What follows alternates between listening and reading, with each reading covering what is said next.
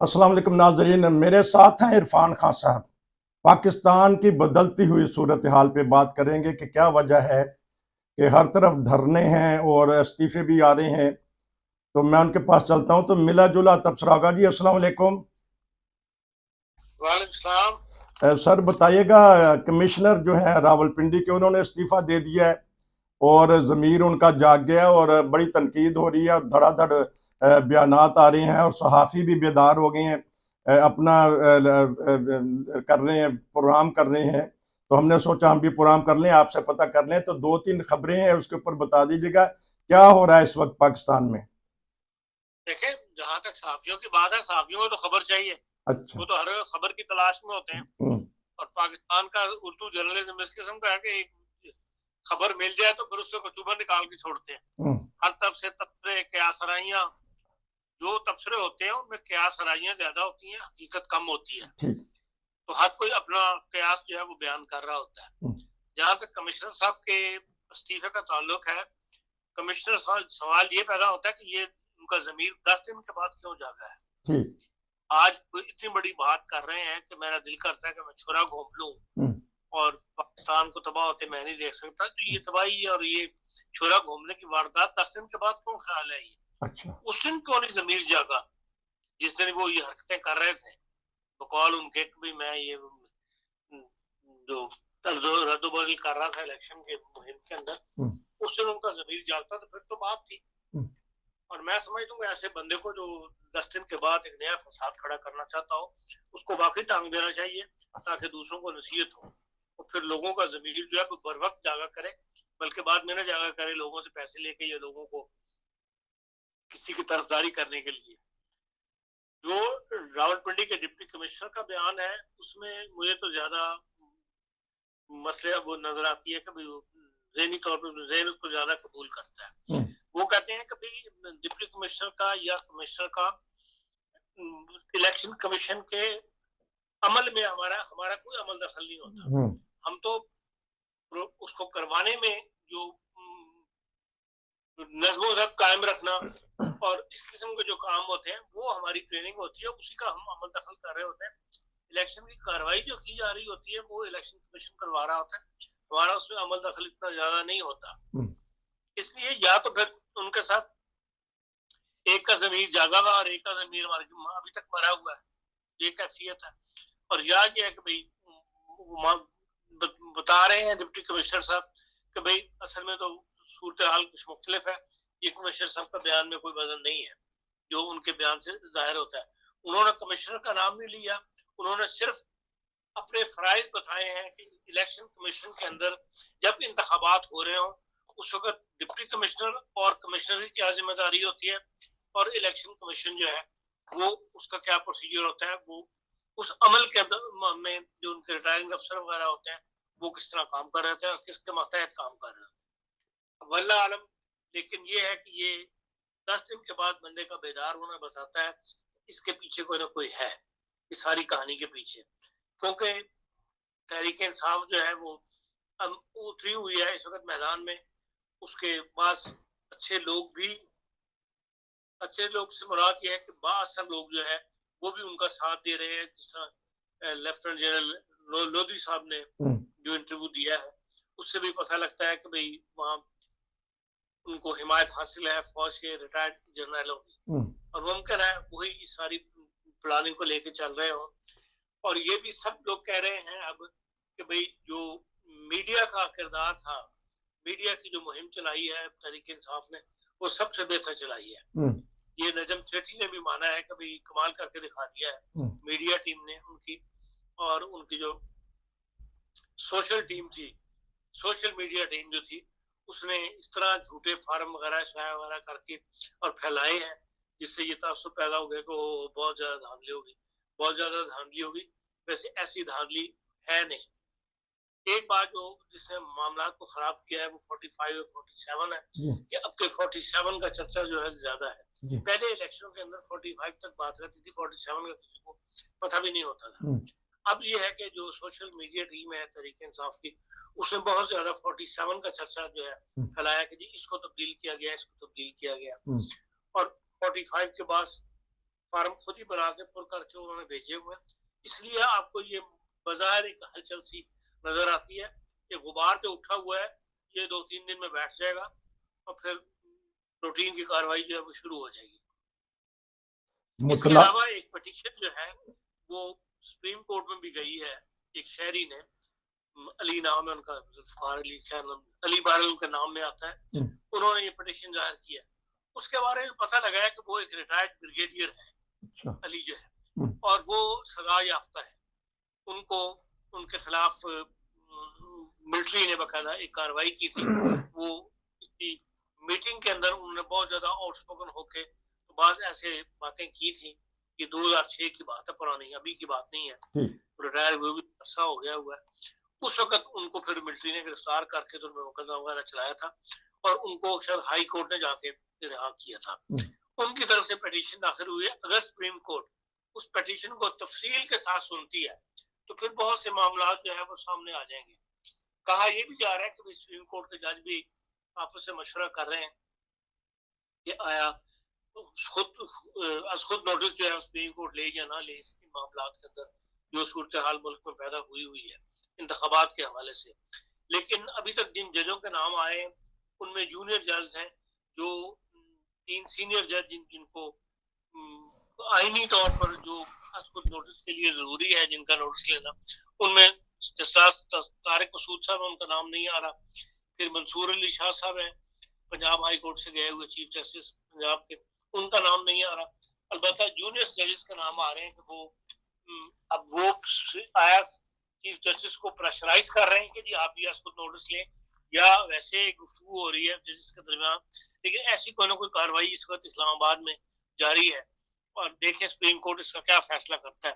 जहाँ तक मैं समझता हूँ वो जो शहरी की दरख्वास्त आई हुई है उस पर डेट भी 19 फरवरी मुकर्रर हो चुकी है, तो हो सकता है 19 फरवरी को वो समाज के अंदर जो है ये मामला जो और ज्यादा खुलकर सामने आए कि क्या धांधली हुई है, क्या धांधली नहीं हुई है, या किन सीटों पर धांधली हुई है।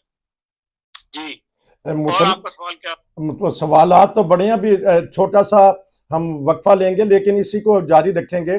मुतनाज़ा इलेक्शन तो हो गया ना, 1-1.5 मिनट में जवाब दे दीजिएगा। फिर एक और ज़मीर जागा है फजल रहमान का, वो वक्फे के बाद पता करूंगा। लेकिन मुतनाज़ा इलेक्शन तो हो गए हैं ना, कि आप कह रहे हैं कि 100 मोटो एक्शन भी लिया जा सकता है? देखिए, फजल रहमान साहब जो है ना, उनकी सियासत का मकसद जो है वो सिर्फ पैसा कमाना है। अच्छा।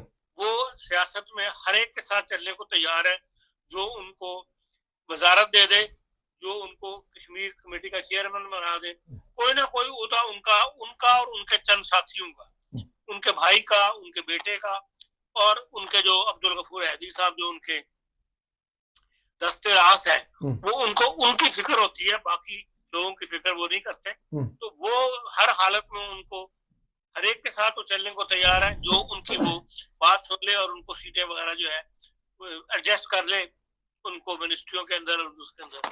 इसलिए उनकी बात को ऐसा सीरियस नहीं लेना चाहिए, फजल रहमान साहब की बात को। नाजरीन छोटा सा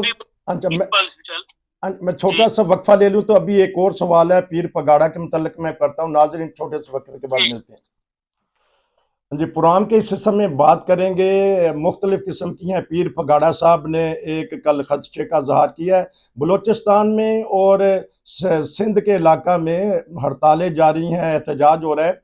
जो सहाफ़ी हैं हामिद मीर, उन्होंने कहा कि जो कैमरे में आ रहा है वो और चीज़ है, इससे ज़्यादा ख़तरनाक। खान साहब उन्होंने बात की है कि इससे ज़्यादा हालात ख़राब हैं। तो क्या देखते हैं कि हालात ख़राब हैं और आप कह रहे हैं कि शायद ये गर्द बैठ जाए, खामोशी हो जाए, तो अब जमातें निकली हुई हैं, तो क्या देख रहे हैं आने वाले हालात में? देखिए, जहाँ तक का ताल्लुक है बलूचिस्तान का, वहां पर बास कौम परस्त लीडर जो है वो हार गए हैं। सरदार जो है जी, जो हर इलेक्शन को वो जीता करते थे, और उससे कोई तासुर पैदा होता है कि जो कौम परस्त लीडर हैं जिनके साथ नहीं बनती हमारी एस्टेब्लिशमेंट की, और उनको हरवाया गया है और दूसरे लोगों को जिताया गया है। जैसे जो नए लोग सामने आए हैं उनमें जो नई बलूचिस्तान पार्टी बनी हुई है, जिसको एक अरसे से जिनके निगरान इस वक्त निगरान वजीर आज़म भी उसी पार्टी के हैं, और उन्हीं को नुमाया किया जा रहा है और उनको बलूचिस्तान में सीटें भी काफी मिल गई हैं। तो और कॉम्प्रस हारे हैं, तो कॉम्प्रस्तों का अंदेशा ये है क्योंकि बाज लोग होते हैं अपनी पूरी सियासत के अंदर कभी नहीं हारते, तो उन्हें जब हार जाए तो फिर उन्हें हार कबूल नहीं होती। मैं नहीं जानता कि वाया उनको हरवाया गया है, वो हार गए हैं, लेकिन बहरहाल कॉम्प्रस लीडर जितने भी हैं वो उन शख्सियत हार गई है। अब मैंगल साहब भी हार गए हैं, वो सीट जीयूआई को मिल गई है, तो इस लिहाज से वो अपना गुस्सा निकाल रहे हैं। और सरदार चाहे तो बलूचिस्तान में बदमनी पैदा करना उनके लिए कोई मुश्किल नहीं होता। वो ऐसे बयान ऐसे अपने कारिंदे छोड़ देते हैं, कोई ना कोई फासले इतने ज्यादा हैं, जगह जगह बेआबानी इलाके के बाद छोटी छोटी आबादी आती है, इसमें हर जगह तो पुलिस अपनी निगरानी नहीं कर सकती, फौज हरकत तो मांगश नहीं कर सकती, इसलिए वो ऐसे वाकयात करवाने में कामयाब हो जाते हैं जिसको आप दहशतगर्दी में शुमार कर लें, या ये कहते हैं कि हाँ जी सूबे के अंदर अमन और अमान की सूरत हाल जब वो ठीक नहीं है, इस किस्म के वाकयात वो करवाने में कामयाब हो जाते हैं। इसलिए बहरहाल जो कॉम्प्रस लीडर है उनके साथ जो जिसकी भी मरकज में हुकूमत बने उसे कॉम्प्रस लीडरों को साथ लेके चलना पड़ेगा, उसे चाहे वो असेंबली में हो या ना हो, उनकी बात जो है उस पर कान धरने पड़ेंगे, उसके बगैर बलूचिस्तान में अमन होगा नहीं। पीर पगाड़ा साहब भी निकले हैं, जेडीए जो बहुत बड़ा जलसा किया, इतना जलसा तो उन्होंने इंतखाबात में नहीं किया, और जो कल उन्होंने कह दिया है कि हालांकि वो एस्टेब्लिशमेंट के करीब होते हैं, उन्होंने कहा कि बू आ रही है इमरजेंसी की। और जेडीए का जो जलसा है इसमें कोई शक नहीं, कोई बंदे काफी इकट्ठे किए हैं, लेकिन अभी तो महीना हफ्ता नहीं हुआ, 10 दिन हुए इलेक्शन हुए हुए, तो ये अगर इनके पास इतना ही वोट था तो ये वोट ले जाते हैं वहां, बाद फिर पीपल्स पार्टी जीती है, इनको वोट पड़े हैं, लेकिन कैंडिडेट जो जीता है वो पीपल्स पार्टी का जीता है। तो या तो ये था ना कि पहले इनके पास बहुत ज्यादा सीटें थी और अब सीटें इनके पास कम हो गई हैं, या तो तब जी छोड़ डाले, पहले भी इनके पास 6 सीटें थी, अब शायद 6 से भी कम हो गए, 4 आ गई हैं।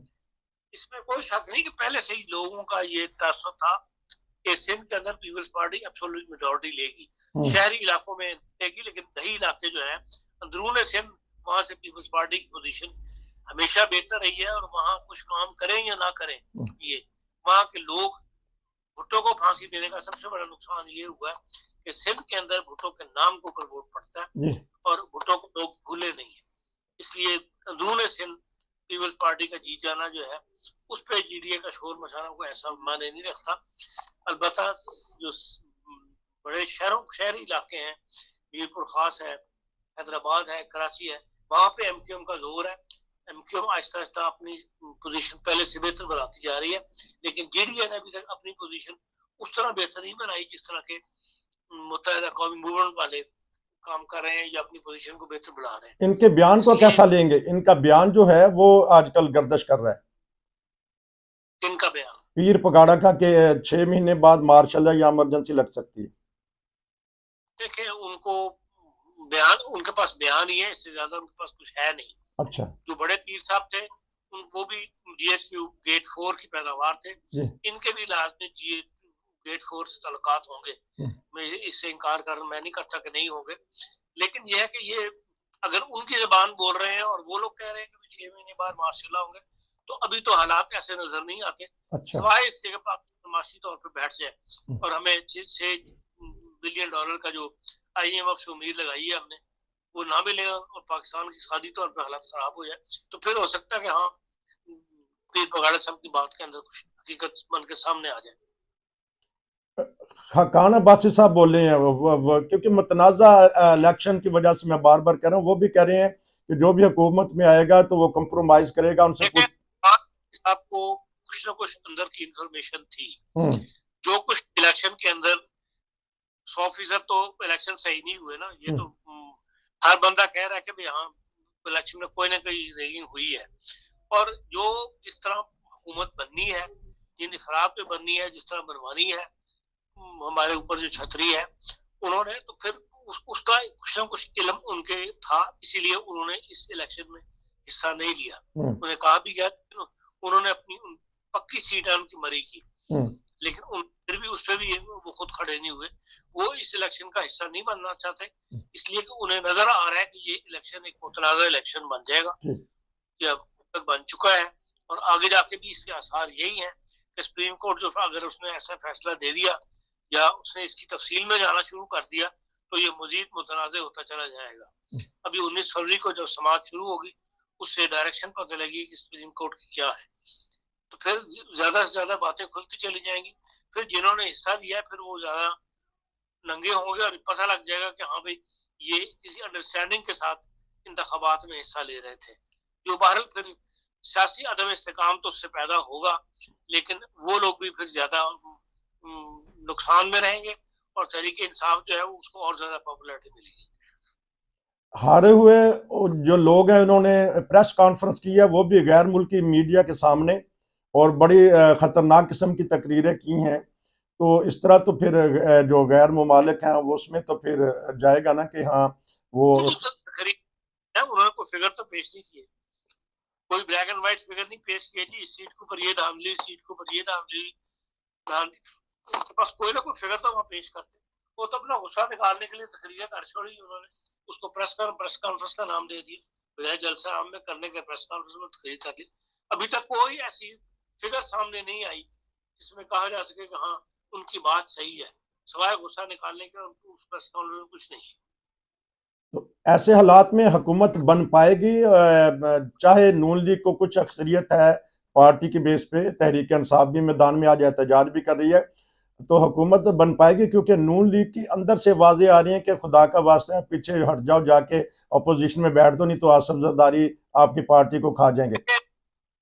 नजर ये आ रहा है कि किसी के पास अक्सरियत नहीं है, जो भी हुकूमत बनेगी वो अदम इस्तेकाम का शिकार रहेगी। अगर तहरीक इंसाफ वालों की बनती है तो इधर जो पार्टी है उनकी अपोजिशन स्ट्रांग होगी, और अगर नून लीग और पीपल्स पार्टी बनाती है तो उनको एक स्ट्रांग अपोजिशन का जो है सामना करना पड़ेगा नेशनल असेंबली के अंदर। और नेशनल असेंबली में रोज मार कुटाई, झींगा मुश्ती, कानून साजी में ऊपर कानून का वो जो वर्के फाड़ने, ला के स्टेज पे फेंकना, जो हमारा कल्चर है वो एक रोज तमाशा बन जाएगा, और जिससे सियासी अदम इस्तेकाम जो है वो मजीद बढ़ेगा और उसका नुकसान मुल्क को होगा, माशी तौर पे भी और अमन अमान की सूरत हाल से भी। क्योंकि अगर ये कार्रवाई सारी वहाँ हो रही होगी तो जो लोग मुल्क के अंदर बदमनी पैदा करना चाहते हैं, चाहे वो तरीके तालिबान हो या जितने भी इंतहापसंद तंजीमें हैं, उन्हें ज्यादा खुलकर उनका रिश्ते आसान हो जाएंगे और ज्यादा खुलकर वो अपनी कार्रवाइयां जो वो करेंगे। इसलिए कोई भी हुकूमत बेसिकली बनाना नहीं चाहता, लेकिन अगर जो हमारी जो जिन्होंने इलेक्शन करवाए हैं, ये जो फौजी हमारे हुक्मरानों ने कह दिया कि हाँ ये दो पार्टियां मिलकर हुकूमत बनाएं, तो फिर जो इनके वादे वही पहले हुए हैं उसके मुताबिक इनको फिर हुकूमत बनानी पड़ेगी और वो भी अदम इस्तेकाम का शिकार होगी। बता ये नजर आता। तो क्या देख रहे हैं, आखिरी चंद मिनट है, मैंने तो सवालात कर लिए, बेशुमार सवालात पैदा हो रहे हैं, तो आप क्या देख रहे हैं कि हुकूमत बन पाएगी? जिस तरह आपने बार बार यही कहते हैं हर तबसरे में कि मुआशी तौर पे हम बिल्कुल अदम इस्तेहकाम में हैं, और साथ ही कल हारून रशीद साहब ने भी कह दिया कि हमारा डिफॉल्ट की तरफ जा रहा है मुल्क। तो माशी तौर पे आप भी अक्सर कहते रहते हैं, आपको इंटरनेशनल खबरें भी होती हैं, क्या देख रहे हैं 2-4 दिन में क्या चेंजिंग हो सकती है और क्या आपकी नजर कह रही है? देखिए, पीपल्स पार्टी, नून लीग और मौलाना जमीयतुल उलमा इस्लाम जी, इनके मिलकर हुकूमत बनाने के चांस जो है वो ज्यादा है। अच्छा, अब इनके साथ पीपल्स पार्टी और नून लीग के दरमियान जो डील होनी है उस पर डिपेंड करता है, और ये डील करवाने वाले जो है वो मामला तय करेंगे और उन दोनों पे ये राजी होंगे, उस पर फिर जो है नई हुकूमत बन सकेगी। तो मौलाना फजल रहमान साहब तो रूठ गए हैं, बल्कि 2 इंटरव्यू उन्होंने दाग दिए और स्टैब्लिशमेंट को खास तौर पे उन्होंने नुक्ते पे लिया कि गो के वो रिटायर हो चुके हैं और एक तो मौजूद भी हैं। उन्होंने तो उनको रखा है कि ये सब कुछ हमारे पास आते थे तो ये किया है, गो के फजल रहमान पे भी तनकीद। कोई मुश्किल नहीं है, मौलाना को तो दो मिनिस्ट्रियां दे दो, मौलाना खुश हो जाएंगे। सदर बनना चाहते हैं? है जी, सदर बनना चाहते हैं? सदर की 6 सीटें लेके तो सदर नहीं बन सकते, इतनी समझ तो उनको भी है। अच्छा, लेकिन ये कि उनको तो रोटी पानी उनकी चलनी चाहिए, उनके खानदान की, वो उसके लिए वो राजी कर लेंगे नून लीग को भी और पीपल्स पार्टी को भी। तो अब जिस तरह दबाव डाल रही हैं सियासी जमातें और तहरीक इंसाफ भी, तो इमरान खान के केस कुछ नरम तो हुए हैं कि देख रहे हैं कि आने वाले चंद दिनों में बाहर आ जाएंगे, क्योंकि आपने पहले कहा था तबसरे में कि उनको इलेक्शन तक निकालेंगे नहीं। अब चांस है कि उनको कम से कम बनी गाला अरेस्ट कर लिया जाए। देखें जो इलेक्शन के ये हुकूमतें हलफ उठा लेंगी, कारोबार जिंदगी सियासत चल पड़ेगी, तो फिर उनको भी नरमी उनके साथ भी शुरू हो जाएगी और वो आहिस्ता आहिस्ता की जमानतें होती चली जाएंगी। चलो, बहुत शुक्रिया, आपने 20-22 मिनट का तबसरा दे दिया। नाज़रीन, ये थे हमारे साथ इरफान खान साहब, जो बात कर रहे थे मुल्की हालात में क्या जो चीज़ें चेंज हो रही हैं। तो कोशिश हम करेंगे कि आपको आज ज़्यादा से ज़्यादा तबसरे और ख़बरें दें, और हमारे चैनल को देखते रहा करें। तो फिर मिलेंगे, नसीर को इजाज़त दीजिए। अस्सलाम वालेकुम।